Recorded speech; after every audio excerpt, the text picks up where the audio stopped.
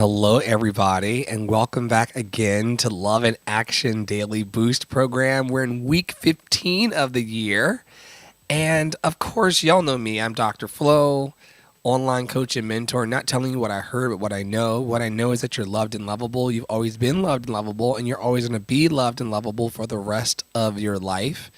Every Sunday, we are joined in the hot seats by the amazingly talented, multi-passionate, biracial herself, Tara Paola Studio. Who else are you today in the world, my love?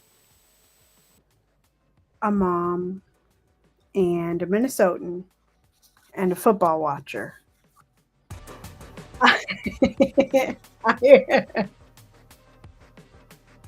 I also talk about the issue that nobody wants to talk about and push you to do the same. Yeah, I think that's all I am today. Well, And you are enough. You've always been enough.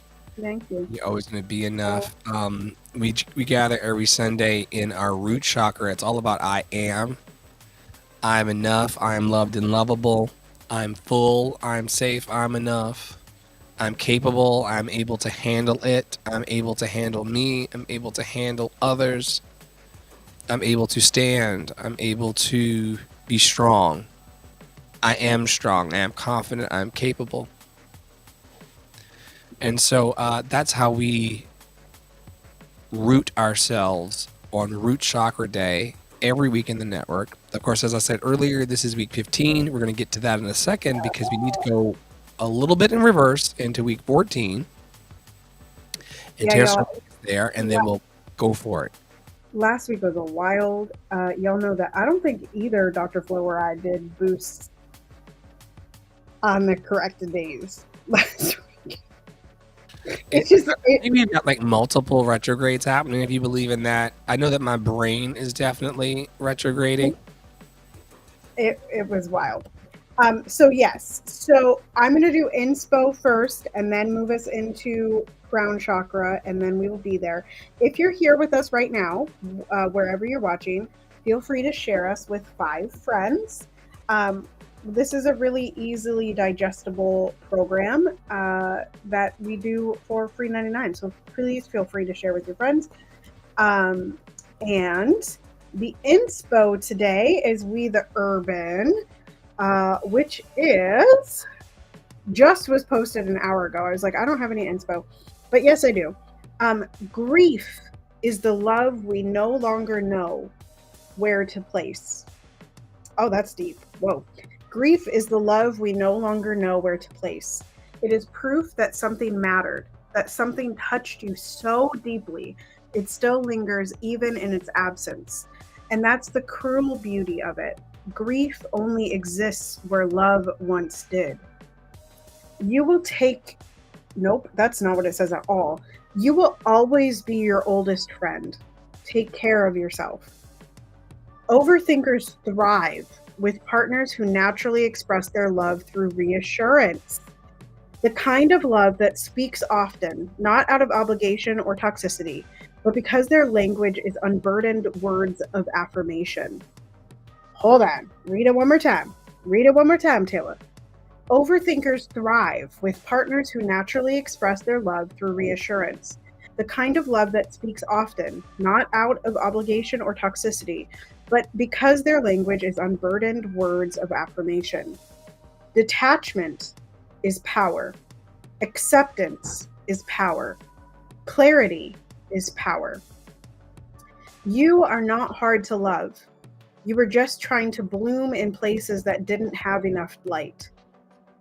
This one's long. We're releasing. I release the fear of not being enough. I release the fear of being too much. I release the fear of my own power. I release the fear of being known. I release the fear of success. I release the fear of failure. I release the fear of change. I release the fear of the unknown. I release the fear of my future. I release the fear of being wrong.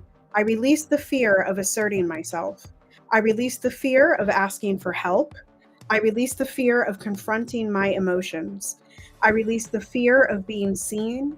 I release the fear of not reaching my potential. I release the fear of fucking up. I release the fear of not having enough money. I release the fear of being loved. I release the fear of losing people. I release the fear of moving forward. I release the fear of starting anew. I release the fear of being forgotten. Please don't worry. Better is on the way. Take care of yourself now so you'll have the strength to receive it, the clarity to recognize it, and the peace to sustain it when it arrives. Prioritize ease, prioritize alignment, prioritize peace, prioritize discipline, prioritize prioritize privacy, prioritize morning silence, prioritize healing, prioritize mindfulness, prioritize processing time, prioritize good sleep, prioritize your mental health, prioritize yourself. Good things are coming, good things are happening. I hope you never forget just how loved you are. The energy for April feels rooted in self-respect, progress, peace, and effort. And then they have an advertisement for their wallpapers, which you can get at their bio. Okay, moving on to crown chakra from last week. The theme from literally yesterday was oneness with nature. You know, last week was nurturing nature, and we are in love for the planet month. So here we go. I'm going to read down it really quick, and then we'll do all the exercises and stuff in root chakra for today. So the crown chakra connects us to the universal consciousness. The earth is not separate from us. We are a part of a vast ecosystem. I think like 3 or 4 times this week in the clubhouse rooms, which are at 11 a.m. and 3 p.m. Eastern daily, there is a social event that we are just plants. Like we are just plants. Humans are plants. So if that helps you connect, then utilize it.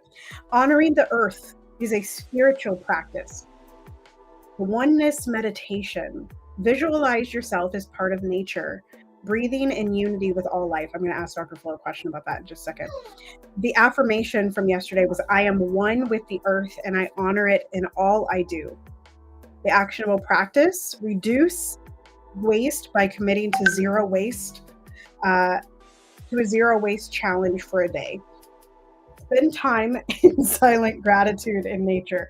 And that blurb you just heard was Dr. Flo sharing with 5 people. Y'all can do the same. And the last part is to reflect on the spiritual connection to the planet. I want to invite you to treat environmental stewardship as an ongoing practice of love. And the final encouragement from last week, nature nurtures us every day. Let's return the favor. Stewardship is a long practice of love, mindfulness, and action. This is the question that they left, or that our show notes left, but I have a different question for Dr. Flo. What's one way you'll nurture the earth today? And share that in the comments wherever you are, if you're here with us right now or you're listening in later. I wanted to go back to this, visualize yourself as a part of nature. If you were not a human and you were in nature, what would you be? What would you be? A koala bear. Okay. And they are more ferocious and fierce than you think. They make sounds that you don't think they do. At all. Tara sent me one of those clips in the middle of the night.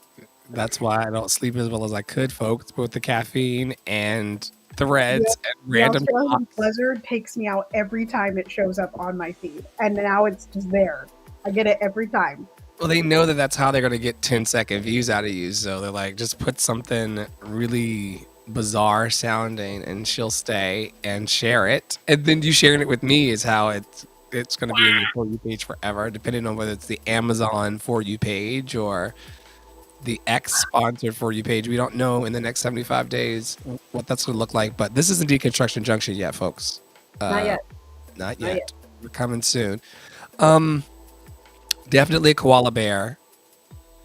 Eucalyptus leaves are poisonous to most organisms in the forest. However, koala bears have them as a casual snack. Wow. unaffected. Special food source. But I would love to come back to the planet as a koala bear. But not just any koala bear, one of the ones that's in the Australian preserves, like a show koala bear. Like he's getting like the best kiwis, the best bananas, the best berries. He's getting the freshest water. It's been filtered. Like the 501c3 wildlife reserve koala bear is my specific request. Not a wild koala that has to run from the forest fires and shit. I want the one that's coming to be pet. Above the waist, please. Above the waist. Okay, so you don't like zoos, but wildlife reserves are good. I'm not a fan of zoo. We've talked about this before on TikTok and Beyond, and we talk about it personally a lot. I am a fan. I'm not a fan of zoos. I am a fan of the animals being cared for. Like, I mean, the animals and the San Diego Zoo are having better quality of care than a kid in Boise, Idaho. That's true. You know, the great apes in your local zoo exhibit are food stable.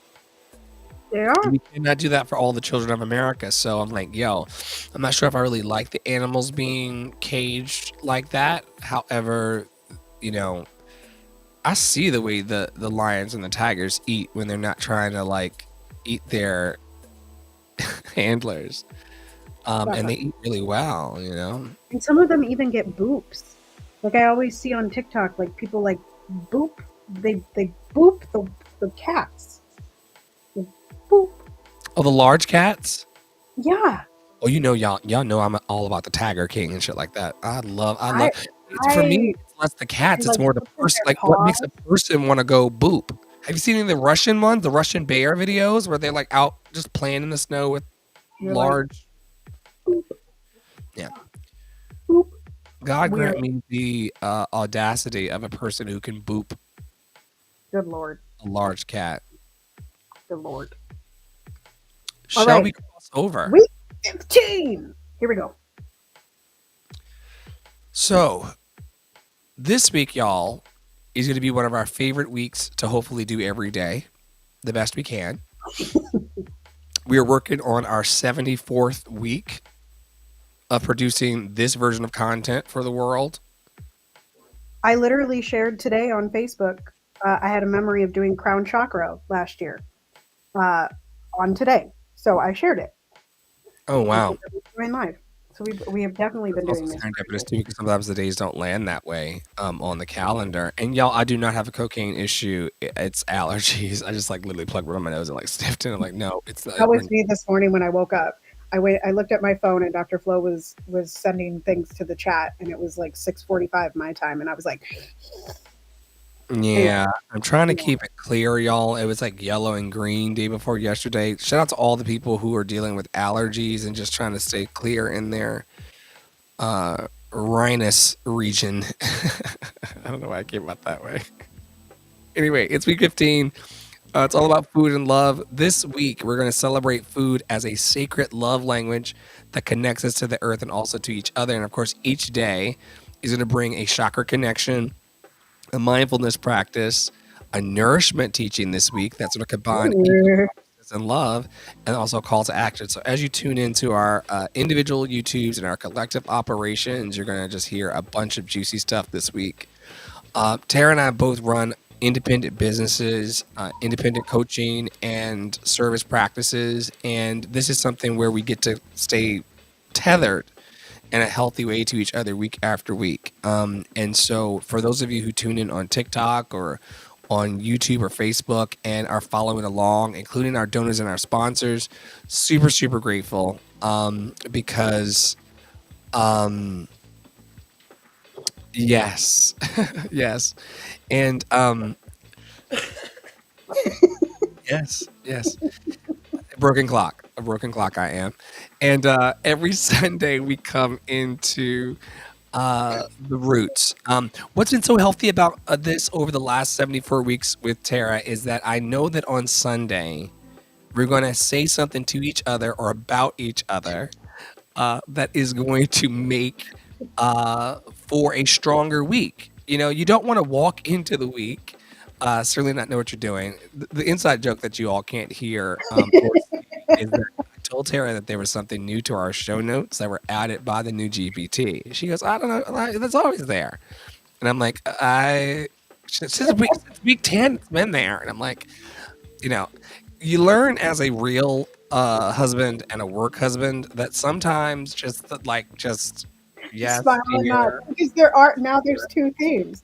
There's the grounded nourishment, which is the theme today, and then there's another thing that says theme: food It's and how we're gonna fertility, use it. ancestry, and survival. We're going deeper, y'all. So we got like a love for the planet month, then we got food and love week, and then we've got the grounded nourishment that is root chakra day, where we're gonna talk about food as stability, food as ancestry, and food as survival. Now, Tara, as we kick off today, before I go into the intro of the root chakra, is there any kind of foods that you feel are like ancestral to you? Like this, and while you're thinking about that, I'm gonna frame it by giving a shout out to my late great grandmother Rosa. Wood stove in the red clay dirt of rural Virginia. Like I watched this woman go out in the snow and put the actual wood into the wood burning stove. Okay. And her slow roasted chicken in the cast iron on top of that particular oven, blackened in the ways that you resist, Except for on hot dogs. except for on hot dogs. It's the only place it belongs. But my grandmother had a way of kissing the protein, and because it's cast iron, and because it's got like that ancestral. Have you ever eaten out of cast iron? That's not like a. That's not like a. I'm sorry. I should know you better than this. I would fail at. Girl, it's in the will that I get my grandmother's cast iron. It's in the well. But have you ever, up until now, have you ever consistently? I've had several pieces that I've had to leave behind for like gigs and stuff. Have you ever like cooked? I have two cast iron 12-inch skillets, and then I have a grill pan that is cast iron, and then I'm sorry. Start over again because I'm doing the ADHD thing that people hate in the comment cards. I have two 12-inch cast iron skillets, a grill pan that is cast iron, and then I have a miniature cast iron skillet. And by grill pan, you're talking about like the square one that has the raised ridges in it. So that, oh my God, girl. Let me tell you something. If I had not moved so many times, and I mean, I have to have a light life and even now a lighter husband because, like, I need to be able to be in different locations. I need to be singing, not lighter in his weight, but like lighter in his energy. Like, he's got to be ready to throw shit in two bags and like take on the world. Oh. And part of that is not a grill cast iron pan. I had one of those in New York. I love them. Because all throughout the year, especially in states like Minnesota, you don't have to leave the house to get that grilled flavor and texture.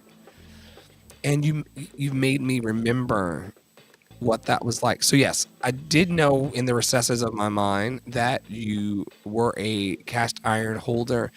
And so that takes me even back to the prompt, like my grandmother's chicken. Poppy has also seen Poppy. Has been blessed to be able to make an amazing southern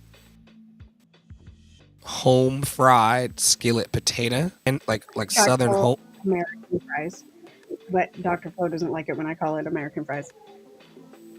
American fries. See, here comes from the great state of Nebraska.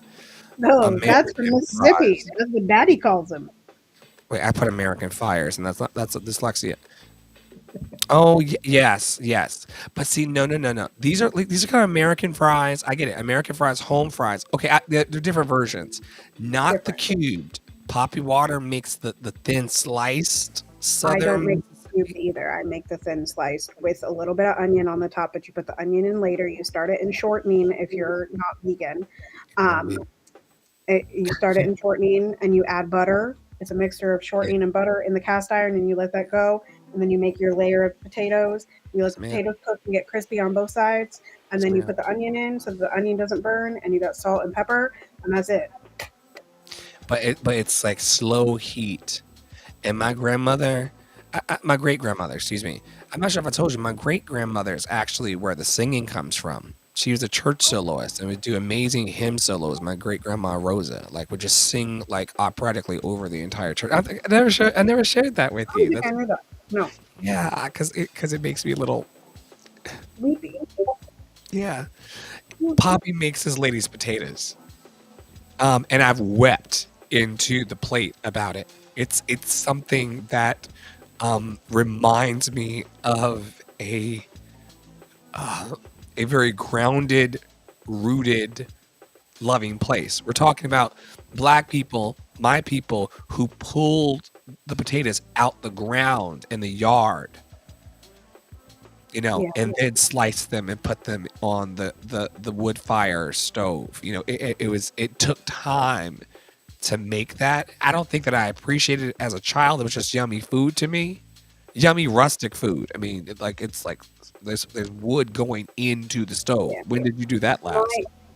My I have two sort of different stories. I mean, there's several dishes that I feel like are very much like have been passed down and passed down and passed down and passed down and passed down. But what is most interesting, I joke around that I have northern cooking and southern cooking in my family, but the reality is that it's actually mostly southern cooking, and the reason that is because my grandma, she didn't necessarily learn to cook, but she and my grandpa got married when they were very young.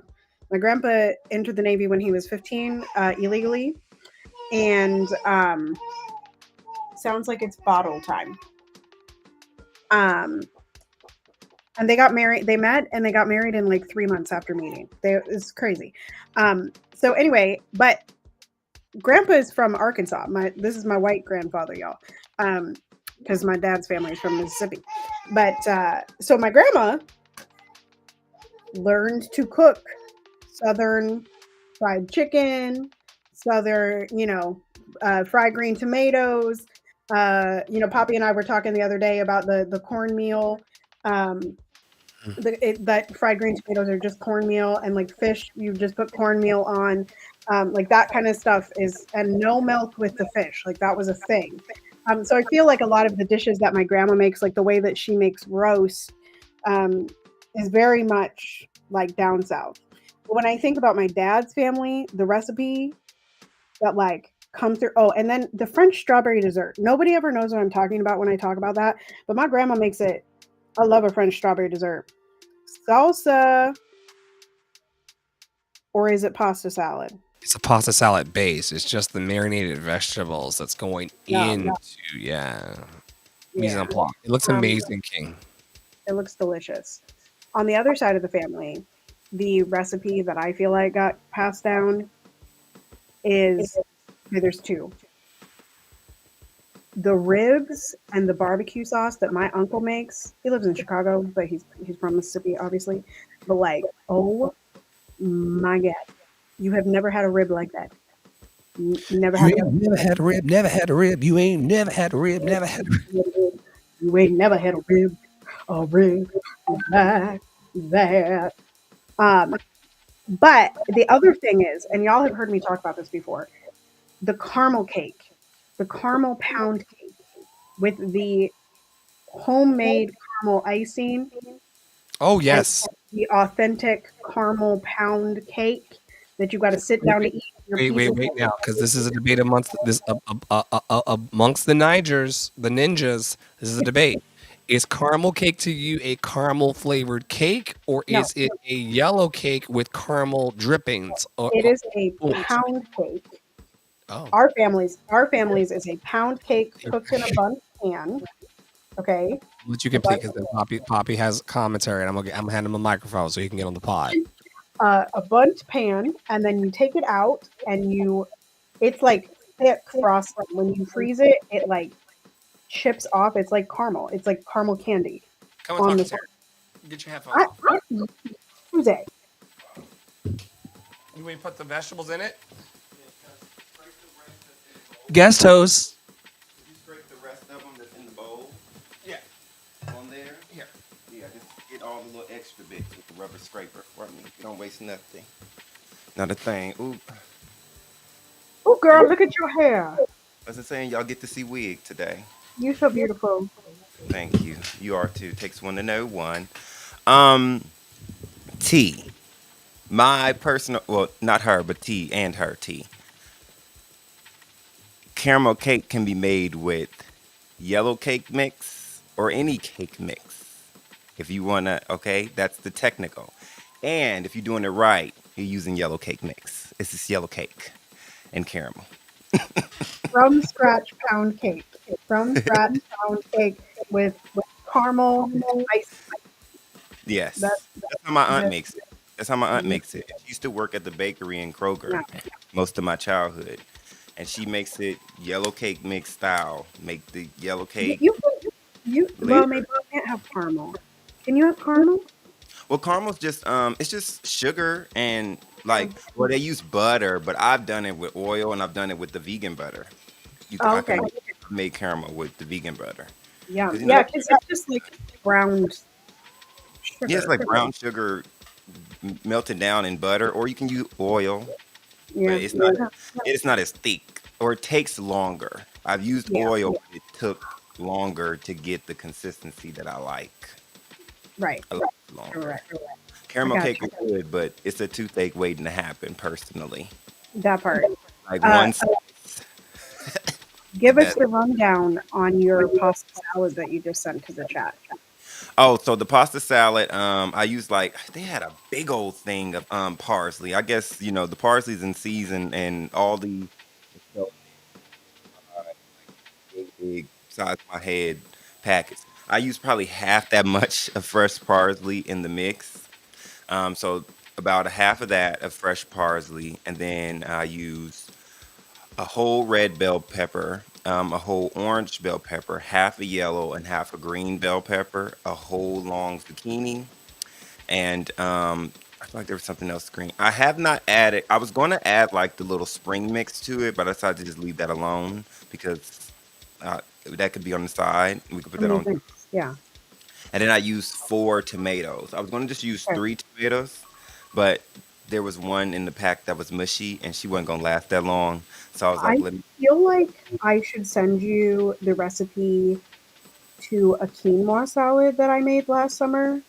It has quinoa, bell peppers, onions, like a homemade vinaigrette, Ooh, kind that of sounds good. spicy. Like I'll send it to you because it was really good. You know, I'm working on a vegan dressing recipe that's Yum. involve quinoa to get Yeah. that texture like we want. And I think it's going to be a lot easier now that I found like gluten-free vegan cornbread mix. Like I'm There you and go. it's going down when I figure out how to do it because the way I miss dressing is my favorite thing. Okay, not to be Hmm. confused with stovetop. Stovetop, she ain't no shade. She's a good girl, but they're just not the same girl. They're just not the I hear same. that. Okay, and Hmm. stuffing. Some people's stuffing is borderline dressing, and some people's stuffing is a whole nother thing. But yes, that's the tea. But yeah, just some red pepper flakes and some fresh cracked black pepper in there, a little bit of pink Himalayan sea salt, and of course Flavor. pasta. You get it. And that's Okay. tea. Thank you so much for sharing. Yeah, the hook came. I'm get off stage. Not the just Not the hook. Take your time. We love you. All right. We are starting in on the intro to the root chakra, is where I think we have left off. thank you, Poppy. Thank you so much, Suze. I said, and we love you. That's what I said. Thank you, and we love you. Yes, yes. Yeah, go for it. Intro to the root chakra. So the root chakra governs our safety and our grounding. We talk about it every Sunday here because you don't want to go into your week feeling like you are flying from a flagpole in the midst of a tornado. And so every Sunday we gather at some point, and you can catch us on the replays on the Substack or listen to the podcast on Apple Podcasts, Google Podcasts, Spotify, wherever you get your podcast, right? And every Sunday we take a moment to just breathe. Tara led us through a breathing exercise this morning on a social audio app called Clubhouse. Every Sunday we breathe. and we remember the things that are governing our safety and our grounding.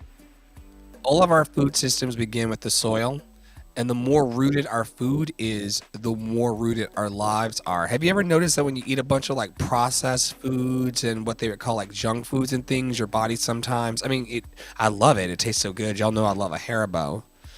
I've never met a Haribo that didn't want to be my friend. My teeth only moved a little bit. But those types of foods aren't always nourishing while salty and sweet and nice. It's always the root vegetables. These, which potatoes, right? I was like these root vegetables, zucchini. That's not how that goes. But it's always the root vegetables, potatoes. Not at all. Tara is actually a resident farmer. Parsnips, which I kind of want to get into parsnips this summer. I think beets are underground as well. I think they're considered root vegetables, as well as I believe a rutabaga is a underground. Sweet potatoes, okay, like there's a lot of root vegetables. Good time of beets. Let's see, how long is it gonna take you? Did you want to like commit to this? 7 to 8 weeks after they're planted. Young tender tops, which is what I anyway, often have a mild quality, but the greens can be used until they get large and strong flavored. Young Onions are a root vegetable, which I'm only bringing up onions, and you said you can use the tops, which is why I was thinking about this. I saw this video this morning. Somebody was holding up an onion that had sprouted, and they were like, so are these green onions, can I use them? And I didn't know this, and I did not verify, but in the comment section, people were like, those are actually called spring onions, and yes, you can cut them off and use them as long as you rinse them. And I was like, oh my God, what? Obviously, green onions are just onions that like don't act. They're a different like breed. They're a different strain of onion. They're still an onion, but they don't grow as big of a bulb. But these were a spring onion. Onions don't grow particularly well here, but green onions do. So I'm going to grow those this summer. What do you call the onions? This is a childhood memory that you just brought up for me on the live. What do you call the little onions that grow in the yard? There's onions that grow in the yard? As a child, I remember like playing outside before the internet, and there were onions. They you could pull them up, and they smelled onions that grow. Scallions, leeks. If you have onions growing in your yard, they're likely wild onions or wild garlic. Yeah, as a kid, we would pull these out the yard, and you could crush them, and it's called onion grass. I am astounded. Yeah, so we would use those as I would use rocks and stuff and like sticks, and I would use those as my little imaginary dishes. I like, do you like the onion flavor? And like, oh my God, I could smell it like as a kid. Wow. Onions grow in your yard in Nebraska, I guess. No, mushrooms did and do in my yard up here, but those are not vegetables, y'all. Those are fungi. Oh, I'm a fun guy. A fungi. You are a fun guy. You take folks through a mindfulness practice? Yes. I had to breathe because the second word is breath. The mindfulness practice today, grounding breath while holding a fruit or vegetable. I do not have a fruit or vegetable. I literally have to put in an order because I don't have, I'm out. I'm going to get one for Okay. Keep going. But visualize its journey from earth to your hands. I would really advise you to maybe dream up what you prefer that journey was, because I'm not sure that journey is exactly nice in this day and age. But there is Dr. Flo's fruit. So grounding breath while holding a fruit or vegetable. And the affirmation, I am nourished by the earth and grounded in its abundance. I am nourished by the earth and grounded in its abundance. Have y'all considered supporting local farmer markets and also looking into regenerative agriculture? These practices of harvesting food and plants from the earth in a way that doesn't deplete the soil. I asked Tara earlier in the week, I said, are you changing out the zucchinis this year because you got too many from last year for the zucchini bread? Or are you doing it because you're trying to regenerate the soil? And your answer was, There's too many in the freezer. But also you really, there are certain plants that don't take as much from your soil, of which squash are. I will probably grow a different kind of squash. I might grow yellow squash this summer. But tomatoes you have to move every single year unless you replenish your soil pretty drastically. So I have to move the tomatoes. And I'm thinking about getting a raised flower bed to help me uh, not have to deal with the bunnies. My bunnies are a problem, and I've seen about 5 now outside. So bunnies gone bunny, girl. Bunnies they gone bunny. they do try to eat. Um, They do more than eat. they, So, do you think that eating close to the source of your food deepens your relationship with it? Do you feel like a greater affinity to your personal zucchinis than the ones at the grocery store? I think they taste better. Like, and this is also the thing about like farmers markets and stuff. I love farmers markets in the summer. Most people know me. Like, I will go spend $15 on 3 tomatoes, because the flavor is just so much better. Do you like Uh, beefsteak tomatoes the like the big giant? tomatoes, I bought like a tomato that was almost a pound last summer. It was huge. Um, because my tomatoes didn't really produce the way that they should, because I did not move them far enough away from the soil they were in the previous year. So we do have to we have to work on that this year. Um, but yeah, I mean, I think that for me, I don't know that it deepens my relationship with the earth as much as it deepens my relationship with like my ability to sustain on the planet. Like, and Dr. Flo kind of jokes about this, but I think it's also kind of serious that like if the grocery sources and agriculture like collapse, first of all, 2 of my longtime friends, like literally like 15-year friends, they both came from farms. One from a dairy farm and one from like an actual agriculture farm. Shout out to the And cows. Shout out to the cows. so like I'm like, I'll be fine. But also I grow my own food. Like in the summer, we buy so much less um vegetables. And actually I grew strawberries one summer.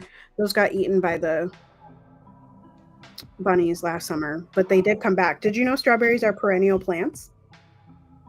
I did not know that, but I know that you're on my mental health safety plan. We haven't talked about that in a while in here, but on Root Chakra Day, we should talk about mental health safety plan. Make sure you have like who where your people are. If you have like a mental breakdown or you're crashing out, you should have like a crash out list. Like who are the like 5 or 7 people? They won't all be available at the same time, but who are like 5 to 7 people that if I'm crashing the fuck out in life, they're part of my mental health Yeah. safety plan. That's important. Also, I have like a bug out apocalyptic plan. Like, who am I going to try to get to who's got the zucchinis frozen from last year? If you know, Tara's also and on that list. and But who you got wouldn't need electricity to keep them frozen because we have crazy winters in Minnesota. exactly. That's Mm. where the bodies are buried too. So yeah. Anyway, Yep. eat under the snow. Uncle Fester is thawing. So yeah, eating close to the source deepens our relationships with the planet. That's a joke, everybody. Don't call the feds on me. And we want to talk in our closing segments or moments about food deserts. If you're not familiar with what a food desert is, it's a space in the country in many locations where people don't have access to grocery stores, markets, and places to get food. This actually happens more than you think it does. People have to travel miles sometimes in order to get access to good food, things that are not processed or sent from like Amazon. And it's important that we talk about food deserts and equitable access today because everybody needs to eat. And everyone needs to eat well to have a proper brain chemistry so that they can have a loved and lovable life. I mean, the brain chemistry doesn't make your life loved and lovable, but it certainly brings the happiness, the healthiness, and the freedom that we also talk about a lot here. What do you know about food deserts, Tara, and how they affect all kinds of communities? If the only thing you have in your neighborhood is a Whole Foods, I think that's also a socioeconomic food desert as well because half of your Yes. paychecks can go to it. Yeah. So there's two things that are coming up for me here.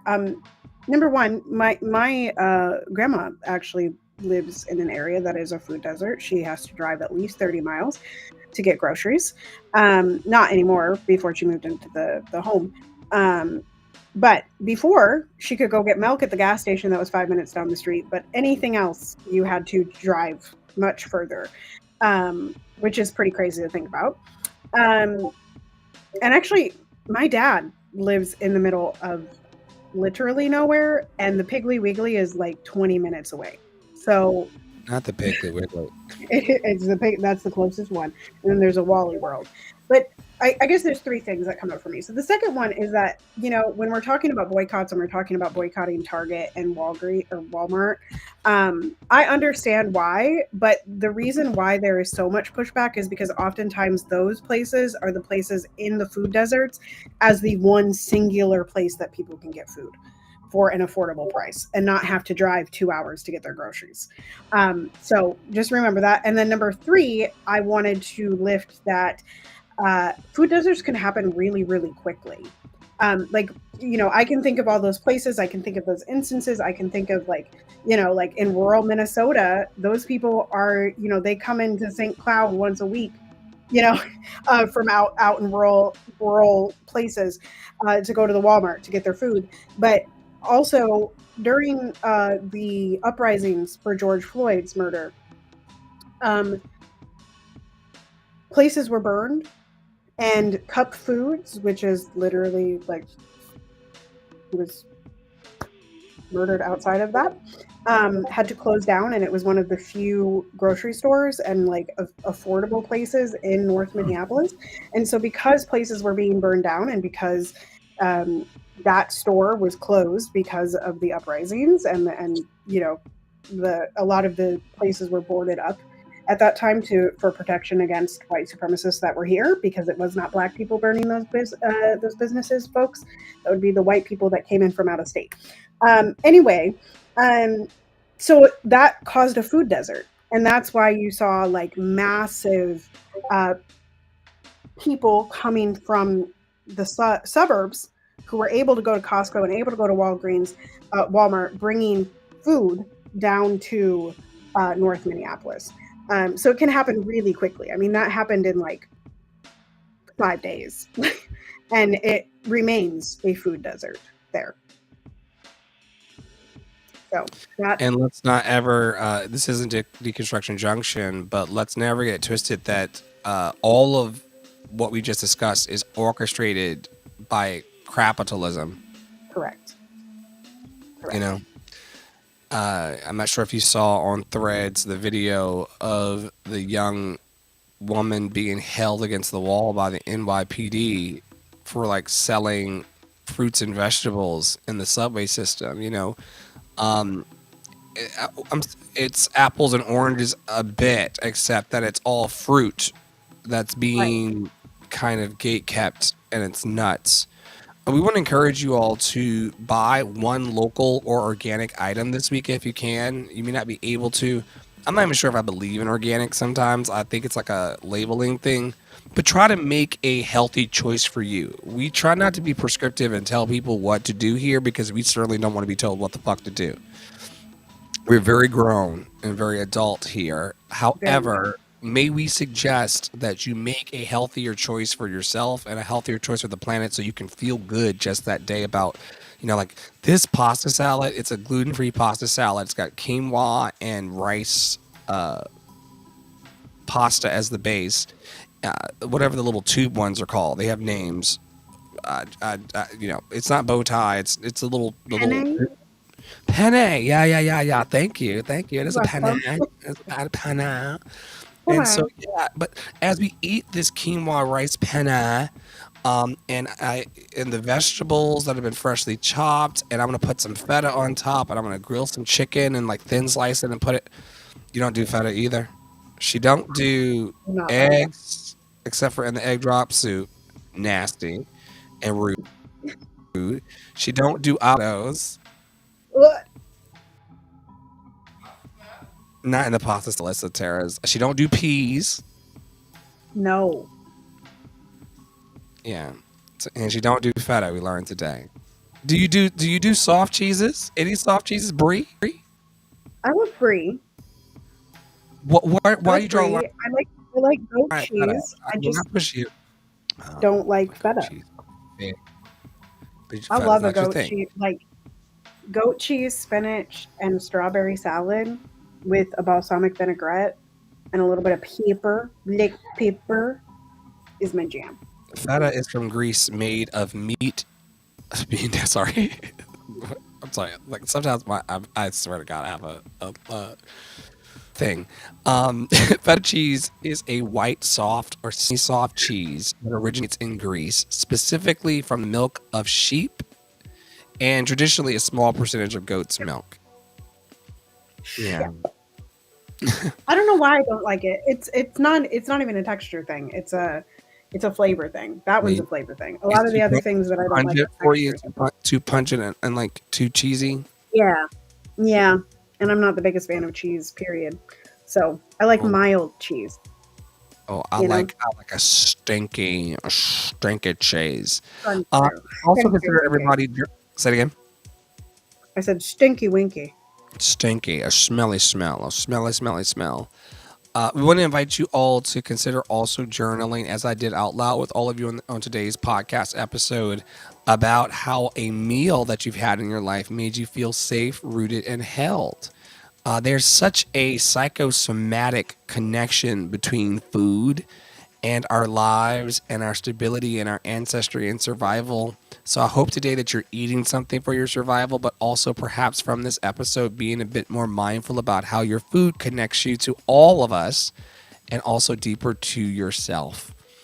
On behalf of Terra Praolo Studio, Poppy Water 33, awesome Angie, Loretta, Jimmy Jams, Her Story True, Cece, Joshua, and a bunch of other folks that are in network, we invite you today to stay in your power, stay in your joy, stay loved and lovable. Know that you are so loved and lovable that no one can touch it. You're so loved and lovable that you can have exactly the kind of week that you believe you deserve. Tara and I have to take a small break and then come back and tape this week's lately filed Deconstruction Junction. But I asked her before we even went live today, or maybe it was on this podcast, time slips for me. How are you feeling about your flow state today? You You know, did ask that. I think at the top. Yeah. Good. and so just being in the flow, and I'm not just saying that because it's the name I go by, just being in your flow, whatever it is. Don't let anybody rush your flow. Don't let anybody slow your flow down. And if you need to just kind of lazy river in life and just float for the day, sometimes your flow is a float. And we invite you to just rest in that. One of the major sayings that we have here that came from a sacred text that you all may know about, it says, "Be still and know that I am God. Be still and know that I am love. Be still and know that I am joy. Be still and know that I am peace." What are you going to be still and know this week in your life? We'll see y'all around. We love you so much. I think we're in week 74. Tara, I will be here every other day to love on you. Please reach out to us in the WhatsApp channel, Discord server, wherever you see us around. Just be free to love us